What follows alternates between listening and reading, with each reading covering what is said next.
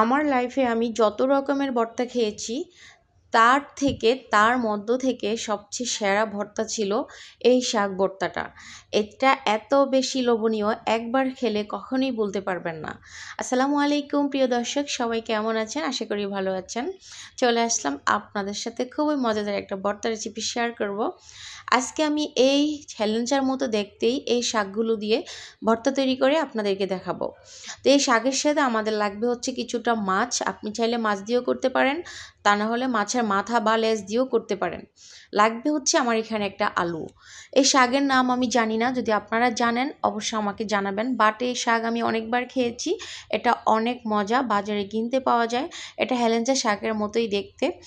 আমি এটার রেসিপি জানি, বাট এটার নাম কি আমি জানি না। আমার লাগবে হচ্ছে একটা আলু দিয়েছি শাকের সাথে, আর হচ্ছে এখানে আমি মাছের আস্ত একটা মাথা নিয়েছি, একটা লেজ নিয়েছি। এখন এই পুরোটা মাথা আর লেজ দিয়ে আমি মজাদার এই ভর্তাটা করব। বিশ্বাস করেন, এটা এত মজা, আপনি একবার বানালে আপনার ভাত খেতেই থাকবেন, এতটা মজা, একদম আঙ্গুল চেটে পেটে খাওয়া শুরু করবেন। ট্রাস্ট মি, বিশ্বাস করুন, অবশ্যই বাসায় ট্রাই করবেন, তাহলে বুঝতে পারবেন। আমি এখন রেসিপিটা শুরু করে দিচ্ছি। এখানে আমি পেঁয়াজ দিয়েছি তেলের মধ্যে, এটা কালারিং করে একটু ভেজে নিব। তারপরে এখানে আমি দিয়ে দিব এই যে ধুয়ে রেখেছিলাম মাছগুলো, আপনারা দেখেছেন, সেই মাছগুলো হচ্ছে আমি এখন এই তেলের মধ্যে দিয়ে একদম লাল লাল করে কাঁটা ছাড়ানো পর্যন্ত এটাকে ভেজে নিতে হবে। আর এই শাক ভর্তাটা আপনি পুঁই শাক দিয়েও করতে পারেন, হেলেঞ্চা শাক দিয়েও করতে পারেন, তারপরে হচ্ছে পালং শাক দিয়েও করতে পারেন। এই তিনটা শাকের সাথে কিন্তু রেসিপিটা দারুণ জমে যাবে। এখানে আমি দিয়ে দিলাম একটা টমেটো, লবণ, আদা রসুন পেস্ট। এই উপকরণগুলো দিয়ে এখন হচ্ছে এটাকে আমি প্রায় অনেকক্ষণ সিদ্ধ করা পর্যন্ত ভেজে নিব। তারপরে হচ্ছে এখানে আমি অন্যান্য মশলাগুলো আমি ব্যবহার করব। তো যারা এভাবে কখনো শাক ভর্তা করেননি তারা অবশ্যই একবার হলেও করে দেখবেন। আশা করছি এর পিছ আপনি ছাড়তে পারবেন না, এটা এতটা মজা। আর পরিবারে যদি বাড়তি মানুষ থেকে থাকে তারা কিন্তু অবশ্যই আপনাকে রিকোয়েস্ট করবে যে ভর্তাটা আবার তৈরি করে দেওয়ার জন্য। কিংবা বাসায় কোনো গেস্ট আসলে দেখবেন অনেকে মাছ মাংস খেতে চায় না, তখন যদি এরকম একটা অন্যান্য খাবার আইটেমের সাথে ভর্তা থাকে, আমি ট্রাস্ট মি সে আপনার প্রশংসা করতে বাধ্য হবে। এখন দিয়ে দিচ্ছি এখানে হলুদের গুঁড়া, মরিচের গুঁড়া, একটু জিরার গুঁড়া, ধনিয়ার গুঁড়া, আস্ত কয়েকটা কাঁচা মরিচ দিয়ে দিলাম। তা আমার যা যা দেওয়ার সব কিন্তু দেওয়া হয়ে গেছে। এখন জাস্ট এটাকে আমাদের মনের মাধুরী মিশিয়ে রান্না করে নিতে হবে, তাহলে কিন্তু আমাদের এই শাক ভর্তাটা অনেক বেশি লোভনীয় হবে।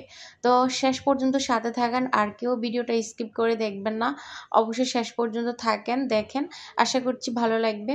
আর যদি রেসিপি ভালো লেগে থাকে প্লিজ ফ্রেন্ড সার্কেলদের মাঝে শেয়ার করে দেওয়ার অনুরোধ থাকবে। কমেন্টসে আপনার মূল্যবান মতামত জানাবেন কেমন হয়েছে আজকের রেসিপি আপনাদের কাছে। আমি খুব সুন্দর মতো করে এটাকে নেড়ে ছেড়ে কষিয়ে নিচ্ছি। এখন হচ্ছে এখানে একটা ঢাকনা দিতে হবে, তাহলে খুব তাড়াতাড়ি করে আমাদের এই মাছগুলো সিদ্ধ হয়ে যাবে, মশলাটাও তাড়াতাড়ি করে কষানো হয়ে যাবে। তো অলমোস্ট আমার যে মাছগুলো কিন্তু ভেঙে যাচ্ছে, দেখেন। তা আমি এটাকে এখন এভাবে করে ভেঙে নিব। আপনি রান্না করতে করতে যতটা কাঁটা পারেন বেছে তুলে ফেলে দিবেন, কারণ এভাবে রান্না করলে কিন্তু একটু রিস্ক থাকে খাওয়ার সময়। তাই যতটা পারেন হচ্ছে আপনি কাঁটাগুলো তুলে ফেলে দিবেন। আমি কিন্তু এরকম যত রেসিপি করি, ভিডিও করি, রান্না করি, আমি যতটা পারি রান্না করতে করতে কাঁটাগুলো আমি তুলে ফেলে দিই, তাহলে ভালো হবে। তা আমি যতটা পারছি কাঁটা আমি তুলে ফেলে দিছি, এবং যতটা আমার চোখে পড়বে নাড়াছাড়া করতে করতে আমি সবগুলো কাঁটা তুলে ফেলে দিব।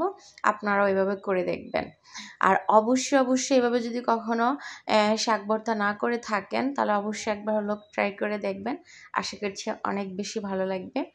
তা আমি এগুলোকে আবারও সুন্দর মতো করে একটু কাঁটাটা বেছে এটাকে গলে নিয়েছিলাম। এখন এই পর্যায়ে আমি দিয়ে দিলাম শাকগুলো। তো শাকগুলো সুন্দর মতো করে সবগুলো দিয়ে একটা ঢাকনা দিয়ে রান্না করব, তাহলে 2 থেকে 3 মিনিট পরে এটা কিছুটা কমে আসবে, তখন নাড়াচাড়া করতে সুবিধা হবে। তো দেখেন আমি শাকগুলো দিয়ে দিলাম। এই শাকটার নাম কি? এটা এত মজা, এত টেস্ট, মানে যত রকমের শাক আছে পৃথিবীতে আমার কাছে মনে হচ্ছে এই শাকটাই বেস্ট। আর আমি যখন এই রান্নাটা করি তখন এই শাকটা দিয়েই করি। আপনাদের ভাইয়া এই শাকটা কিনে আনে বাজার থেকে, বাট ওনাকে কখনো বলা হয়নি যে যারা বিক্রি করে তাদেরকে জিজ্ঞাসা করার জন্য এই শাকটার নাম কি। আপনারা যদি কেউ জানেন অবশ্যই আমাকে কমেন্টস করে জানাবেন। আর উনি যখন প্রথম ফার্স্ট এই শাকটা খেয়েছিলাম, তখন আমি বলেছিলাম যে আমি এই শাকটা চিনি না, বাট এটা কীভাবে খায় আমি জানি না। তো আমি আমার মন থেকে এভাবে করে রান্নাটা করেছিলাম। তখন দেখলাম যে অনেক মজা হয়েছে। এরপরে যখনই আমি রেসিপিটা করব, তখন আপনাদের ভাইকে বলি এই শাকটা আনার জন্য। বাট আজও আমি জানি না এই শাকের নাম কি। অবশ্যই আমি খুব শীঘ্রই জেনে যাব। আর আপনারা যদি জেনে থাকেন অবশ্যই আমাকে কমেন্টস করে জানাবেন। তো এখানে দেখেন আমি এখন অন্য একটা চামিচ নিয়েছি, যেন আমার এটা এভাবে করে ভাঙতে, মানে ভর্তাটাকে একটু সফট করে নিতে যেন সুবিধা হয়। তো এরকম করে নিচ্ছি। তা আমি এই পর্যায়ে চুলার জালটা একটু ভারী দিয়ে রান্নাটা করতেছি, কারণ আমার ভর্তাটা এখন শুকনো শুকনো টাইপ হলে কিন্তু ডান হয়ে যাবে। আর আমি একটু টেস্ট করে দেখেছিলাম, মাশাআল্লাহ এটার গ্রানে পুরো ঘরের মধ্যে মানে ভর্তার একটা গ্রান বের হয়ে গেছে। তো আমার আজকে দুপুরে খাওয়ার মধ্যে মুরগির মাংস ছিল, গরুর মাংস ছিল, ডাল ছিল। তারপর আমরা ওইগুলো কেউ কিছুই ধরিনি, ছোট থেকে বড় আমরা সবাই এই ভর্তা দিয়ে তৃপ্তি করে ভাত খেয়েছি। আলহামদুলিল্লাহ। এটা রান্না করলে একটু ভারিয়ে করবেন, কারণ এটা অনেক বেশি মজা হয়। তো একটু কম করলে কিন্তু হবে না, একটু ভারিয়ে রান্না করতে হবে। তো ফাইনালি কিন্তু আমার রান্নাটা হয়ে গেছে। এখন আমি এটা নামিয়ে আপনাদেরকে পরিবেশন করে দেখাচ্ছি এটা জাস্ট কতটা মজা আর কতটা টেস্টি হয়েছে, আর দেখতে কতটা লোভনীয় হচ্ছে দেখেন। তো অবশ্যই এটা একটু মাথাটা দিয়ে রান্না করার চেষ্টা করবেন, তাহলে কিন্তু অনেক ভালো লাগে। কি বলবো, এটার ভাষা, এটা এতটাই টেস্ট ভাষায় বলে বোঝানো যাবে না। তো আমার কাছে তো ভালো লেগেছে। আপনাদের কাছে কেমন লেগেছে অবশ্যই কমেন্টস করে জানাতে কিন্তু ভুলবেন না। যদি ভালো লেগে থাকে বাসায় ট্রাই করবেন। আশা করছি সবাই অনেক প্রশংসা করবে আপনার, এবং তৃপ্তি সহকারে একটু ভাত বেশিই খাবে। তো আজকের মতো বিদায় নিয়ে নিলাম। চলে আসবো আমি অন্য কোনো সুন্দর কোনো রেসিপি ভিডিও নিয়ে। সে পর্যন্ত সবাই ভালো থাকবেন, সুস্থ থাকবেন, আমার পাশে থাকবেন, আমার জন্য দোয়া করবেন। ইনশাল্লাহ আমিও আপনাদের সাথে আছি। এভাবে করে একে অপরের হাতে হাত রেখে এগিয়ে যাব ইনশাল্লাহ। আল্লাহ হাফেজ।